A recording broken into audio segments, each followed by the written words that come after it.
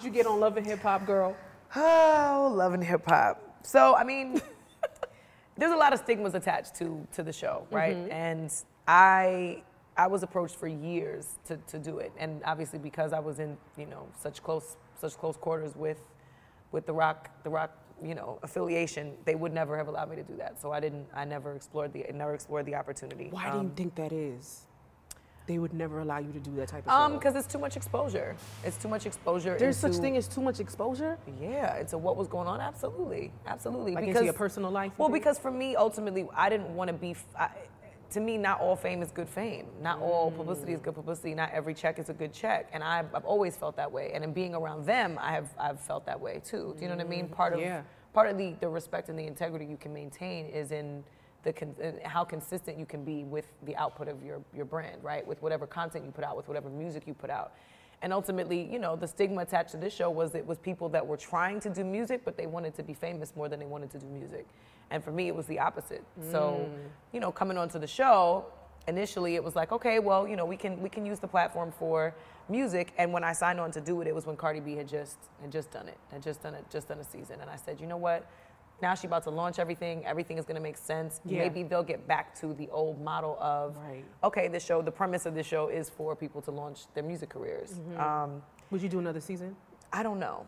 I'm on the fence. What rubbed you the wrong way about being on the show? I think what really got under my skin was just the desire to create drama and the desire to only live through that and also that be the only means of attention that you get, you know what I mean? Based on, you get more camera time if you have more drama going on in your life. Right. Which to me, I mean, that's the premise of the show, right? That's what we all watch it for. That's what we're all entertained by, even if it is a guilty pleasure. But I feel like for me, you know, the first season I was on it, the entire focus was around my relationship, which I didn't even want to bring on the show at all to begin with, because it was so shaky. We didn't really know what we were doing. And then we get on the show and then it goes completely left. And so much of what we filmed in that span of time didn't air. So the only parts a lot of the parts that they wanted to show, they showed. But they did it, the way that everything was kind of compiled made it look very different than what actually happened in real life. And then so to have to, you know, grapple with going through a breakup on TV and then deal with it in real life, and then, you know what I mean, all of those factors really played a part in making me not want to do it again. But was there any part of the show that was fake? Are you allowed to say?